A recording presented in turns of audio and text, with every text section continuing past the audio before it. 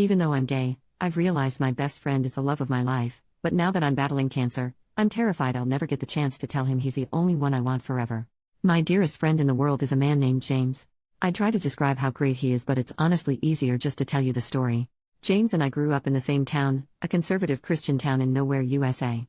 The first time I met him was on the playground at school. He saw me sitting alone under a tree and came over to ask me if I wanted to play with him and his friends. I said no, but he noticed I was reading a book about space, the solar system, to be more precise. So he sat down next to me and asked me which planet I thought would be the coolest to visit. We ended up talking for the rest of recess about what we thought the other planets might be like, and when we went back to class he introduced me to his friends. Meet my new friend, my name. We were inseparable from that point on. It was one of those things where the entire town, our parents included, had us married off by age 8 or something. We didn't understand at the time, of course, but I would go on family trips with his family, stay over at his place and vice versa through most of elementary school. Get in trouble for talking during class every day, though not really because the teachers all loved him. This dude can charm his way out of anything, it is unreal. We were best friends. When we finally reached the awkward teenage years and dating became a thing, he asked me to the first school dance and I said yes. We sort of started dating by default. I don't think we ever talked about it explicitly, but I just started calling him my boyfriend to other people and we went with that. Very little changed about our relationship. We still basically just did all the same stuff we used to do before, except our parents got stricter about the sleepovers and there was more hand-holding and cuddling. Kissing and stuff was always difficult for me and I didn't know why, but he never pushed me on it at all. Not even once. The 2 times we tried he was able to tell very quickly that I was uncomfortable and he just shut the interaction down by messing up my hair playfully, saying enough of that, how about we just watch a movie? I just assumed one day I would get it. Well, I didn't. Sometime around 15 years old I started to realize the problem. I wasn't intimately attracted to men. This was a very trying time for me, given the kind of environment I grew up in. This was not acceptable. My parents were extremely religious and extremely anti-LGBT. After about 8 months of identity crisis over this, I decided to muster up the courage to tell James before anyone else. I didn't know what to expect. I was terrified. I went over to his house trembling. He had done what he always did, made my favorite snacks and got the controllers and my favorite game, Diddy Kong Racing, ready to go. He opened the door and gave me a hug and I came in. I was so scared. We sat down and he looked at me for a second before putting his hand on mine and asking me what was wrong. So, I tried to tell him. And I got halfway through the sentence, struggling to actually say I'm gay, before he just interrupted me and said, "You're gay." Yes. I know. Is there anything else? Followed by that goofy smile I love so much. I just froze in place. I asked him if he was mad and he just laughed and told me he loved me the way I was, and this was the way I was. I just started crying and jumped into his arms. It felt like 10 minutes at least of me crying before he finally interrupted me in characteristic fashion, remarking, however, "I will be mad if you let the pizza rolls I made get cold, so how about we stop crying and start eating?" We stayed best friends after that. We never actually had a breakup talk, but we did start to date other people. We talked and hung out almost every day until we graduated and he went away to a big-name college. The night before he left he came and picked me up and we drove around town and hit all our favorite spots. He drove me back home at 3 in the morning or something in the rain and I took his hand during the drive home and fell asleep on his shoulder. I remember wondering then for a moment if I should just marry him anyway. But he was going away to college, and I'm not attracted to men, so it probably couldn't work no matter how I felt about him otherwise. He promised to stay in touch, but I didn't know if that would happen. Well, it did. Obviously it wasn't like before, but he made sure to call me every week just to check up on me and see how things were going. I went to college close to home. We'd talk about how hard college was, whoever we were dating at the time and whatever drama was going on. During his junior year my parents found out that I was gay. They did not react well and I was basically kicked out of my home to save me, my dad going on about me needing Jesus 40 days in the desert like a lunatic. My parents are good people, so this didn't last and they have more than made it up to me since and worked hard to unlearn their bad programming, but that was an awful time. I did what I always do and called James. He talked to me for about an hour and then got his mom to drive up to get me so I could stay in his old room. Then he flew home the next day pretty much just to cheer me up and make sure I was alright. Vintage driving around in circles singing like idiots and 2 a.m. junk food runs did the trick. I later found out from my mom that he had also gone and confronted my parents and stood up for me and told them they should be ashamed of themselves, and if they were willing to lose their daughter over this they were unfit parents and not the second family I thought you were. My parents worship him, so this was effective, and my mom still tells this story to this day. Once again I remember wondering at the time, will I ever know anyone else in my life who would do this for me? But he was heading off back to college and he was still a man. So I didn't do anything. Years went by. He got married. I got a long-term girlfriend. We stayed close the entire time. We saw each other a lot less, but it was still great every time he visited, and we had frequent text and calls. I looked forward to his visits all year. And then tragedy struck. His wife divorced him. I never liked her, but he did. I think she used him for a green card and he was too sweet to notice, but that's neither here nor there. He came back home, so I saw him a lot more. Obviously, he was crushed, but we got through it together. And then, I got the diagnosis. At age 27. Cancer. There's nothing I can say that describes the feeling, so I'm not even gonna try. Decent chance of survival, but I had to start treatment right away. This experience has changed me and my outlook on life more than anything else that's ever happened to me combined. At first, everyone was there for me. I was getting visitors daily, friends, family, everyone. But as the weeks turned into months, it all stopped. Most people, even my friends, started coming once a week, then once a month, then many not at all. When things were looking bad around the 7 or 8 month mark, my girlfriend broke up with me claiming she loved me, but she couldn't handle watching this. Almost 2 years in now, and there's only 5 people who are still here. My mom, my dad, my sister, my BFF Amanda, and James. I almost can't talk about it without crying, but James is here every dang day. Every day. For hours. He may have missed 20 days in almost 2 years due to work-related travel, and even then he calls me. He comes in and asks how his Amumu, which he's called me since we were kids, because I like cows and those are my initials, is doing, and listens.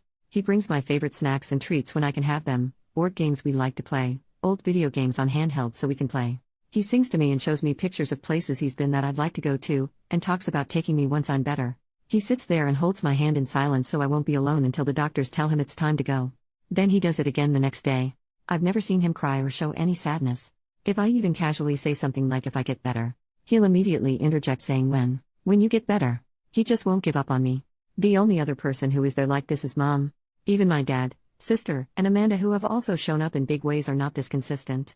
I could write a whole post about how this experience has changed my relationship with Mom as well. She's proven to me that no matter what happened in the past and what we may have clashed over, she loves me like no one else, except maybe James.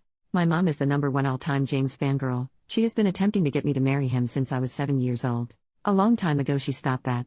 But about 3 months ago she made probably her first comment of that kind in around 7 years. I guess there are a few things she said. The first was pay attention to the people who are still here now. They're the people who always will be.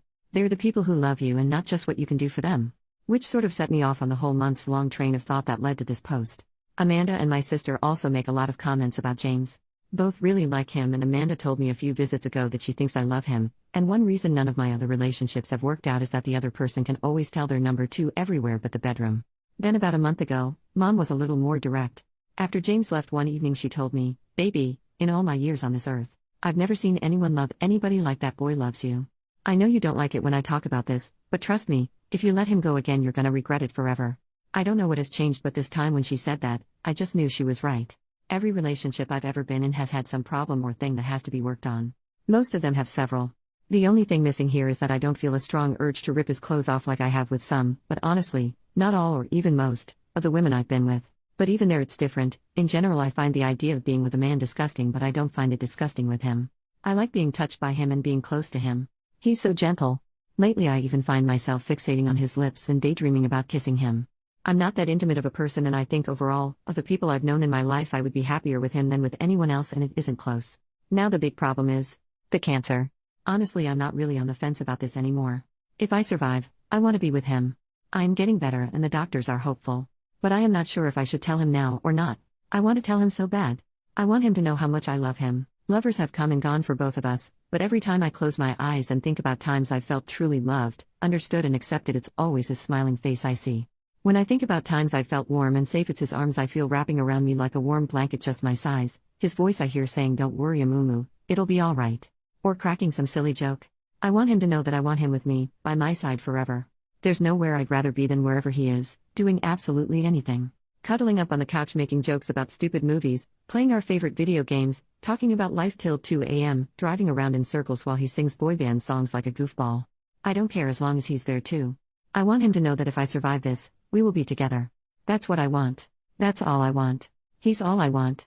But I'm scared to tell him, because I don't know what's going to happen. If I don't make it, would it have been kinder to just keep this to myself? If you were him and in this position, would you want me to tell you how I feel? Update. So tonight I told James. I told him everything. Gosh. I just wish I could relive this night over and over again. I've never been so happy. He came into my room this evening like he always does. Greeted me. "Hello, how's my Amumu doing today?" I told him I was doing well. He told me I looked beautiful. Which is not true, but it still felt so sincere. Then he started unpacking the stuff he brought me today. I asked him to stop and just come sit with me because I wanted to talk to him. He nodded and came and sat down next to me. "What's up?" he asked. It took me a bit to gather myself. I kept getting distracted by his eyes. How he looks at me sometimes, I don't know how to describe it. I told him I love you. And he just kind of laughed and touched my hand before casually responding, oh, I know that, I love you too. In retrospect, this wasn't the best way to start, I guess, since we've said that enough, with a different understanding that he didn't get what was happening. He started to get up again to unpack the snacks, and I grabbed his arm and asked him to let me finish. He looked confused, but he nodded and sat back down. And then I did it. I told him everything. I told him about all the times in the past I'd thought about just marrying him despite my sexuality. I told him my favorite memories of him and how they make me feel. I told him he'd always been my best friend and the person I trusted the most. I told him I made a mistake and I should have chosen him.